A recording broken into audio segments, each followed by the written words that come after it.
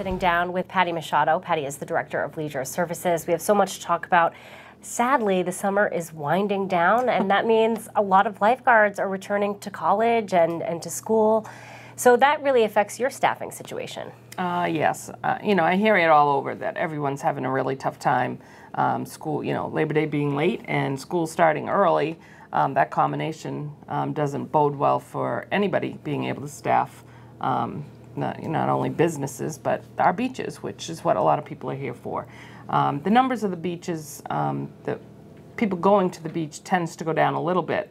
But when you have weather like we've had this past week, when the sun comes out like it has, and it's nice and cool and comfortable, a lot of people say, okay, let's get one more weekend in to the beach. But unfortunately, fortunately, we have a lot of sites that still have bathhouses open, and we're able to accommodate that way. But we do not have our staff that usually cleans our bathhouses. We do not have the lifeguards on at most sites.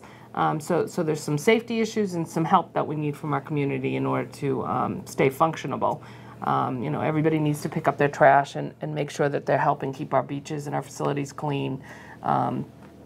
Not that, we're all going to run around, drive around cleaning up bathhouses, but it makes it much more challenging. We're not going to be there 24/7 to be able to take care of it. So if the bathhouse is open, we just ask that people make sure that they're picking up behind them. And if they have something go wrong, if they let someone know that's at the facility, we will have parking staff at some of the sites. So let's get into where we're having the situations happen. As you know, we've had no lifeguards at Veterans, Kalamazoo, C Street, Loop, Woquocket, Millway, Hathaways, Joshua's, and Hamblin's. We have not had staff. This week, starting tomorrow, we will not have staff at Colville's Beach in Centerville, and that's a hard hit. And I know that that's a hard hit, but we don't have enough. We will have Sandy Neck, Dowses, and Craigville. We will have for Friday, today. That's it. Then, starting Saturday, we only have guards at Craigville and Dowses, so we will not have guards out at Sandy Neck as well. We will have the bathhouses open, though. So we will have Veterans, Kalamazoo, C Street, Colville's, Craigville, Dowses, and Sandy Neck bathhouses will all be open. We will have staff at our gate so that we maintain that if it's a resident-only site, that we will have someone there to make sure it's only residents coming in, so we're not inundated. And then at the same time, we will still be charging, we'll still be collecting revenue at the other sites that we do collect revenue at. Hathaway's Pond, we will not be collecting revenue, so people know that. But parking enforcement is out there, and they will be stepping in. So if you're going to Millway or Loop, you need to have your parking pass. So if you're a resident and didn't get a parking sticker for your car, you're still not going to be able to park there without getting a ticket. They are out in full enforcement. At Colville's last week, we ended up with a rain day, and we had parking enforcement still came in to make sure people were still residents using the facility. So even if there's no staff there, it doesn't mean that you still, can just go to the beach without a sticker.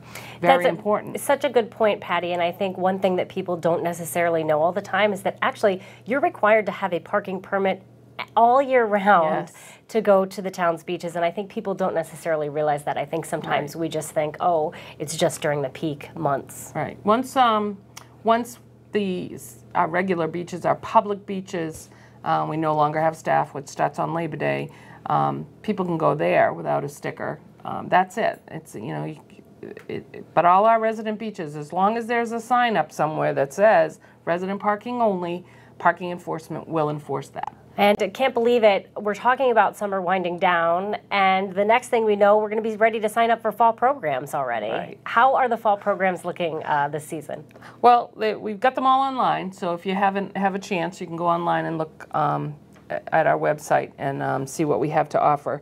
We are adding a couple of new programs. We have after-school soccer, which we've not offered before at the BU school, and we will be offering frozen science. I don't know, that sounds kind of fun. It's kind of wild, especially in the fall, and knowing what kind of winter we had last year, kind of get you prepared for some of the, I can't believe we're talking snow. I know. But we are trying to prepare the kids. And frozen science is a fun thing to do, especially in the fall when it's still a little warm out, and play with little snowballs and actually build your own snowflakes, and it'll be really fun. Yeah, it'll be a fun class. That's something new that we're offering. This will be the first opportunity. A lot of the fourth graders going in to the grade 4-5 don't realize there's a whole gamut of after-school programs that we offer. So especially the 4-5, your first experience of after-school recreation programs, you really need to go through and make some decisions as to what you want to do after school. And we will still have the 6-7 programs as well, and then we have the weekend for everyone else. We do a lot of rec programs on the weekends. I love those rec. As a working parent, I have to say I love those rec programs that are right after school, because talk about convenient for parents. This is something that they can, it's very affordable, first of all. They have lots of different options. It's a great way to experience a sport, and at the same time, it's saving you a lot of running around, because they just get to stay after school, and then you can pick them up after the activity. So it makes it very easy for working families. Yeah, and we have, our program coordinators are all out there to offer the classes, so they are well supervised. We do hire a lot of high school and college kids to help operate those programs, and they're supervised by our staff, our full-time staff, so with the exception of Melanie this fall. But we'll have others out there making sure, so they're very, very well attended, and they do fill up. So you see the registration date, it starts on the 9th. It's right after they start school. We get the flyers out the first day of school. They'll be in their packet, so backpack. So start looking at them. Most all of our programs will fill, and so it's important to be online, have everything registered, everything set up, double check your household to make sure you're correct. Everything's correct in there. Their grade, if they're still marked down as they're in 3rd grade, to get into a 4th grade program, it won't work. So it's very important that you go on, make sure that's all set beforehand. And you guys here are available if anyone has questions and has trouble making that change in their account. Definitely they can call you guys for help. Yes. And you always recommend that people do that in advance, so that the day that programs open, I think this session, it's going to be Tuesday, September 8th, the day that registration opens, they want to be ready to go. Yes, all you need to do is have everything set up and just click the button, you're in. Simple, very simple.